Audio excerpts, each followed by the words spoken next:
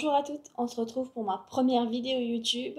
Vous m'avez déjà peut-être vu sur mes chroniques flash sur TikTok, au nom des chroniques littéraires. Aujourd'hui on se retrouve avec un nouveau défi, 24 heures de lecture. A tout de suite. Alors pour ce premier 24 heures de lecture, je vais lire Serena Giuliano, qui est une autrice française originaire de Metz. Felicita, on est à 222 pages, donc on va dire 2 heures de lecture. Ensuite, Melissa d'Acosta, Les femmes du bout du monde.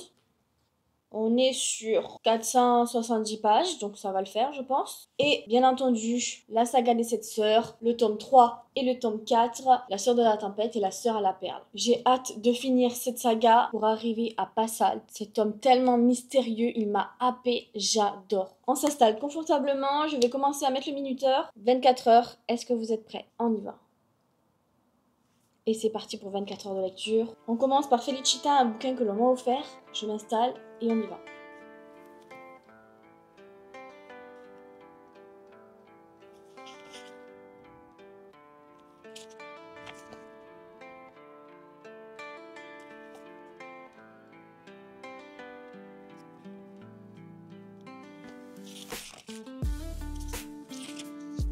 Ça fait déjà 1 heure, il me reste 23 heures, j'ai lu jusqu'à la page 70. De quoi ça parle?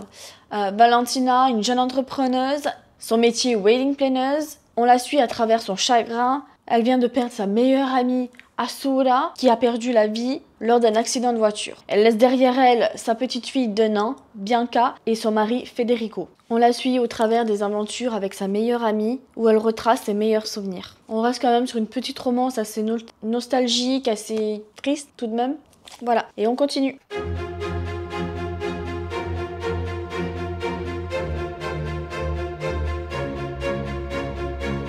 Copine, et je pense qu'en attendant, je vais continuer encore à bouquiner. En attendant que madame arrive, je vais continuer de bouquiner. Je relance mon chrono et on y va. On ne perd pas de temps ici.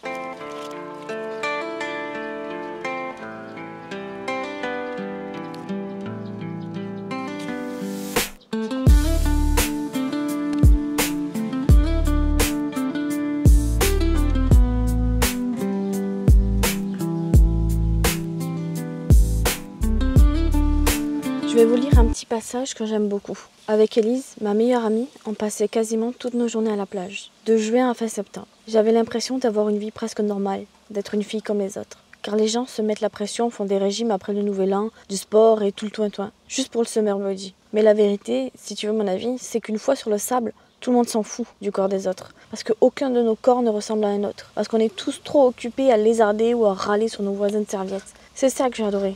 À la plage, personne ne peut tricher. En vrai, on ne peut s'en prendre qu'à soi. On est bien les seuls à complexer et à se regarder le nombril. C'est une vérité absolue. Gardez ça en mémoire pour le summer body. Alors, je viens de finir le bouquin. Je suis à 19h55. En tout cas, c'est ce qui me reste. J'ai quand même lu 4 heures, quoi. Il m'a fallu pour lire le bouquin, quoi. Et pourtant, il y a 220 pages. C'est pas grave, j'en ai profité. Alors, de quoi ça parle? Je vais répéter. Valentina, organisatrice de mariage, perd sa meilleure amie, Asura. Donc ça se passe en Italie. Pour elle, c'est comme une sœur. Et tout le livre se passe à travers les relations. Le fond du livre, c'est vraiment les relations. La relation amicale, la relation frère-sœur, la relation qu'il a liée avec le mari de sa meilleure amie, la relation avec ses parents et les différentes histoires d'amour qu'elle partage au travers de l'organisation des différents mariages. Et elle met en lumière les différentes relations et les différentes façons de s'aimer et de ne plus s'aimer qu'elle met en avant pendant l'organisation de leur mariage. Ça reste un bon livre assez intéressant. Je suis contente d'avoir découvert cette autrice. Je pense que je lirai d'autres livres qu'elle a pu écrire.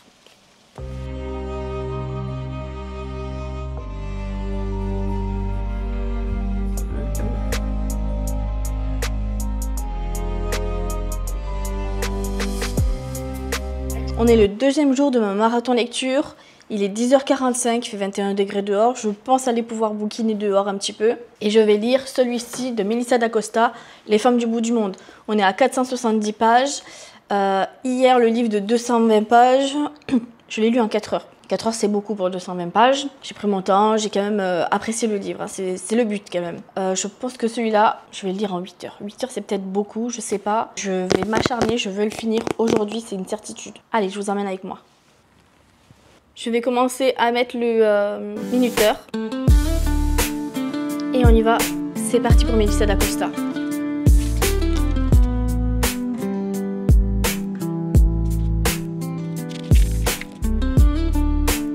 Je viens de finir le 4e chapitre que j'ai lu en 1h30. Il reste 18h31. Alors, de quoi ça parle? Je suis à la page 58. Flore, notre personnage principal, est française et s'aventure en Nouvelle-Zélande dans un lieu qu'on appelle le bout du monde, où il n'y a que 2 femmes, une mère et sa fille, Millie et Autumn, qui protègent la flore et la faune. Flore fait des travaux pour le gîte et le couvert. Millie, la jeune fille qui est née et a grandi dans ce lieu, apprend à connaître Flore, qui a l'air pour elle assez mystérieuse. Pour l'instant, c'est assez sympa. On voit que Flore fuit une vie qu'elle a bousillée, un mariage qu'elle a gâché, et elle est hantée par ses mauvais souvenirs et par ses actes abominables. C'est pourquoi elle s'inflige une punition en allant en Nouvelle-Zélande. Allez, on continue.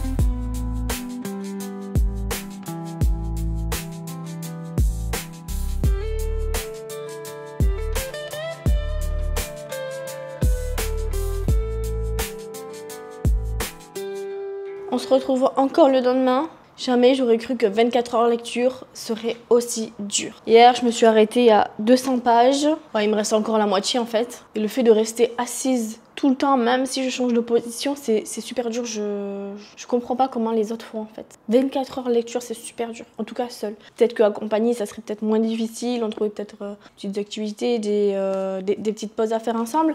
Mais je trouve ça super dur en fait, 24 heures de lecture. Jamais j'aurais cru. J'aurais pas cru que ce soit aussi dur, 24 heures de lecture. Donc je pense que je vais vous amener avec moi. On va marcher en lisant. Ça va être la première fois que je marche en lisant. On va voir ce que ça donne. Ça va au moins me faire prendre l'air un petit peu. Et puis on va se poser au parc. Je pense que ça sera peut-être plus intéressant que de rester toujours enfermé. C'est pénible, j'arrive pas en fait, ça me donne des crises d'angoisse. Allez, c'est parti!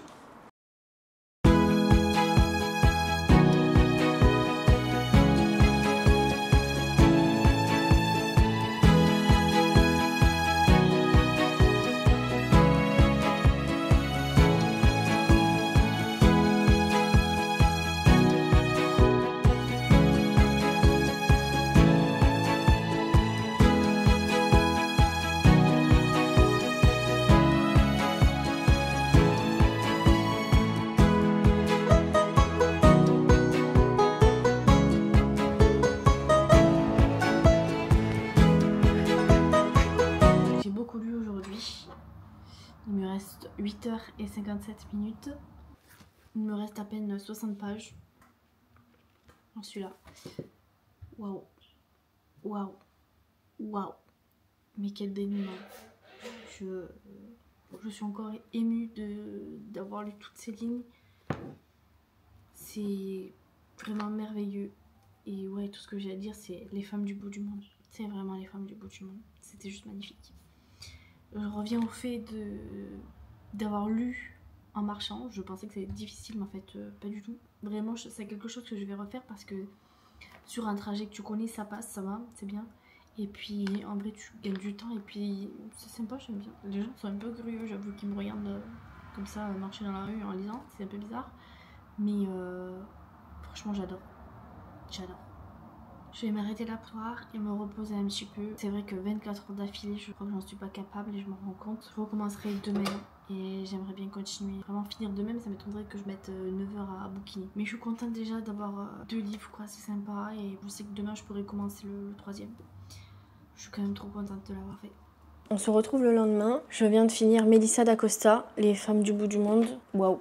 Mais vraiment, je suis tellement contente, c'est une pure merveille. J'ai tellement adoré. Ça me donne envie d'aller au bout du monde et moi aussi de me nourrir du silence et du travail difficile. C'est fou, mais je trouve ça dingue en fait. On découvre la relation mère-fille qui évolue juste avec une personne en plus dans leur vie. On découvre une amitié et un amour qui se finit et un autre qui commence. Et d'une façon naturelle et pure. Waouh, que des personnes gentilles et bienveillantes qui apportent que du bien aux autres. C'est vraiment fou et j'adore. C'est l'une de mes plus belles lectures, je crois. Vraiment, Melissa d'Acosta, je suis pas déçue. Quoi. C'est le deuxième, je ne suis pas déçue. Ils sont super ces bouquins. Donc il me reste 6h52. Il fait 30 degrés dehors. Il fait déjà chaud à l'intérieur, j'en peux plus. On est jeudi, le jour de l'ascension. J'attends qu'il fasse moins chaud parce que là je vais cramer au soleil. Et j'irai courir ce soir. En attendant, je vais commencer le tome 3 des 7 sœurs là, la sœur de la tempête, qui m'a l'air super. Je suis trop contente de pouvoir le commencer aujourd'hui du coup. Donc je suis contente parce que j'ai déjà lu 2 livres en moins de 24 heures de lecture du coup. Éparpillé sur plusieurs jours malheureusement. C'est vrai que 24 heures de lecture d'affilée, c'est impossible pour moi. Impossible, je ne sais pas comment les autres font. Je ne peux pas rester enfermée toute une journée. Je ne peux pas en fait rester comme ça 24 heures à bouquiner, même si j'adore en lire. Je reste 4 heures, 4 heures et demie quand même à bouquiner. Mais c'est très dur en fait, très très dur, c'est très dur. Parce qu'il faut se lever tôt, je me lève tard là. En ce moment, je suis fatiguée donc je me lève tard. Le temps de déjeuner, d'immerger, de me préparer, c'est déjà la moitié de la matinée. S'il y a des imprévus, forcément je commence qu'en début d'après-midi. Avec cette grande chaleur, je m'y mets au tome 3. C'est parti.